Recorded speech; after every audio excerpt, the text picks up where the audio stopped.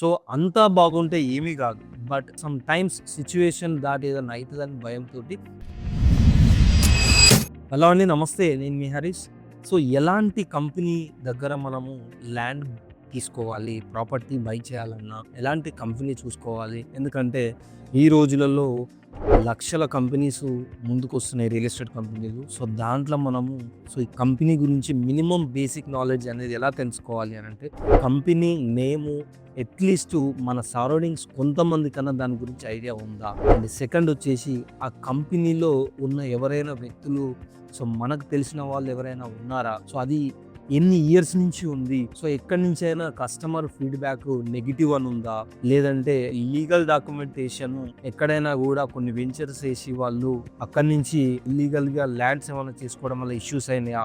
So, ఇలాంటివి check చేసుకోవాలి. And the major is ఎవరైతే కంపెనీ ఓనర్ ఉన్నారో, పార్ట్నర్స్ ఎంతమంది ఉన్నారో ఎక్కువ మంది ఉండకుండా చూసుకోవాలి సార్. ఎందుకంటే ఫర్ ఎగ్జాంపుల్ చెప్తున్నాను, సింగిల్ ఓనర్ ఉంటే సింగిల్ డెసిషన్ ఉంటది.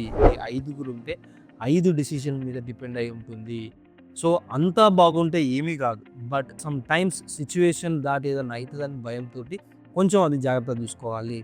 అండ్ ప్రాపర్టీస్ ఏదైతే well development and single properties like చిన్న ఒకటే వెంచర్ ఇప్పుడే స్టార్ట్ చేసి వాళ్ళని కాకుండా ఒక 10, 15 వెంచర్స్ ఉన్న కంపెనీస్ చూసుకుంటే ఏమవుతదంటే, వాళ్ళు మిమ్మల్ని ఏమైనా మోసం చేయాలన్నా కూడా ఆ 10, 15 వెంచర్స్ ఎఫెక్ట్ కంపెనీ మీదనే ఎక్కువ భారం పడుతుంది.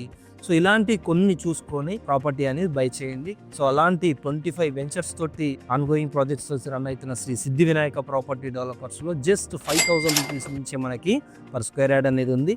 సో, మరిన్ని ఆలస్యం స్క్రీన్ పైన కనపడుతున్న నెంబర్‌కి కాల్ చేయండి. Thank you very much. నేను మీ హరీష్.